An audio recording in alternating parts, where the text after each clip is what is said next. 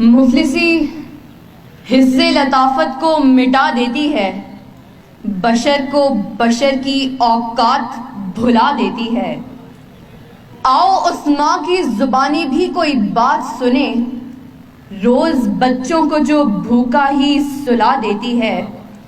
اپنی عزت کے بھروسے تھی جو مضبوط کھڑی، آخر ایک روز وہ سر اپنا جھکا دیتی ہے۔ اس کے دامن پہ لگے داغ یہی کہتے ہیں، بھوک تہذیب کے آداب مٹا دیتی ہے۔ صدر علی وقار، سردیوں کی ٹھٹھرتی ہوئی رات، منہ لپیٹے ایک مجبور ماں اپنے نومولود بچے کو ایدھی سینٹر کے باہر پڑے جھولے میں ڈال جاتی ہے۔ اس سے پوچھا گیا، کیا تجھے تیری مامتا ستائے گی نہیں؟ اس بچے کی سسکیاں تجھے رلائیں گی نہیں؟ اس کی چیخیں تیرے کانوں سے ٹکرائیں گی نہیں؟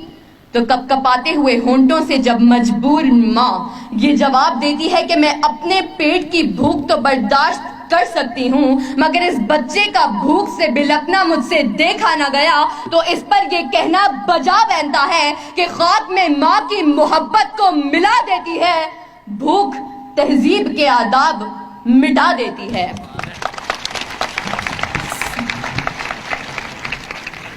صدر علی وقار، آج اس معزز اور باوقار ایوان میں قائد ایوان نے جو قرارداد پیش کی کہ ہم معاشی نہیں اخلاقی بدحالی کا شکار ہیں، میں اس کی بھرپور مخالفت کرتی ہوں، کیونکہ جس اخلاقی بدحالی کا رونا وہ رو کر گئے، وہ اخلاقیات تو خود معاشیات کی محتاج ہیں۔ قریب ہے کہ مفلسی تمہیں کفر تک لے جائے، اخلاقیات معاشیات کی محتاج ہیں۔ آئیے دلائل سے بات کرتے ہیں۔ روٹی کے چند ٹکڑوں اور قابل گزارا دودھ کی قلت سے تھر پارکر میں دم توڑنے والے مجبور بچوں کا اصل مسئلہ اخلاقیات نہیں معاشیات ہے۔ اسی شہر لاہور میں غربت سے تنگ آ کر بشرا نامی خاتون اپنے 2 معصوم بچوں کے ساتھ چلتی ہوئی ٹرین سے ٹکرا جائے تو اس کا اصل مسئلہ اخلاقیات نہیں معاشیات ہے۔ زرد چہرہ، آنکھیں اندر کو دھسی ہوئی اور بڑھاپے کی وجہ سے پورے جسم پر جھریاں لیے نشتر اسپتال ملتان کے باہر فقط 2 کلو آٹے کے عوض خون بیچنے والے بوڑھے کا اصل مسئلہ اخلاقیات نہیں معاشیات ہے۔ چہرہ بتا رہا تھا کہ مارا ہے بھوک نے، اور لوگ کہہ رہے تھے کہ کچھ کھا کے مر گیا۔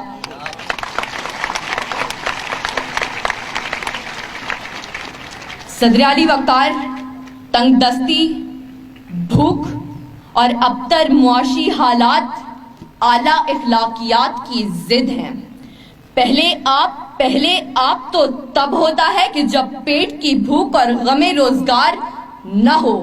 2 جمع 2 4 روٹیوں کی بجائے 2 جمع 2 4 تو تب ہوتے ہیں کہ جب پیٹ کی بھوک اور غم روزگار نہ ہو۔ بیٹی کا 4 دیواری میں رہنا، خاندان کی عزت پر کٹ مرنا، یہ سب تو تب ہوتا ہے کہ جب پیٹ کی بھوک اور غم روزگار نہ ہو۔ چاند روٹی کی بجائے چاند میں چرخہ کاٹتی بڑھیا تو تب دکھائی دیتی ہے کہ جب پیٹ کی بھوک اور غم روزگار نہ ہو۔ فاقوں نے تصویر بنا دی آنکھوں میں، گول جو بھی چیز ہو روٹی لگتی ہے۔ اور تو اور عبادت اور ریاضت بھی تب ہوتی ہے کہ جب پیٹ کی بھوک اور غم روزگار نہ ہو۔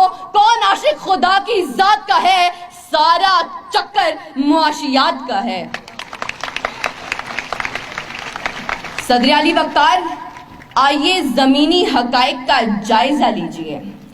آج کشمیر میں مسلمانوں کو اپنے گھروں میں بند ہوئے 115 دن گزر گئے۔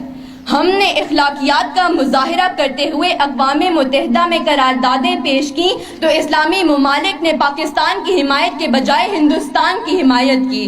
تو کیا اس کی اصل وجہ یہ ہے کہ ہم اخلاقی پستی کا شکار ہیں؟ نہیں صدر علی وقار، ہرگز نہیں، بلکہ اصل وجہ تو یہ ہے کہ ہم معاشی طور پر کمزور ہیں۔ اس کمزوری کا علاج بھارت کی عالمی معیشت ہے۔ ہمیں یہ بات تسلیم کرنی ہوگی کہ ہم اخلاقی نہیں بلکہ معاشی بدحالی کا شکار ہیں، کیونکہ یہ اخلاقیات تو خود معاشیات کی محتاج ہیں۔